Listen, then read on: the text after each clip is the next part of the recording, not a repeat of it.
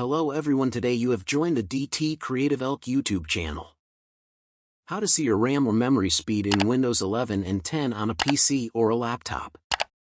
If you find this guide useful, then please consider subscribing and liking the video. Checking the speed can be super useful. So let's get started. What we need to do is come down to the bottom of our computer and click on Search. And you need to go and type in Task Manager just like. So go and open it. Up in Task Manager, you need to go over to the left and click on Performance in Windows 10.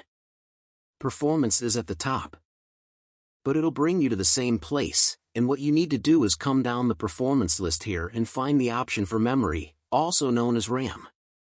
Go and click on it, and all you need to do is come down to the lower part of the page and come over to the right, and there you'll go and see speed. And if you go and hover over to the right of Spot's user, it says -2 or 4 in this case. We can then go and see the speeds in the slots that are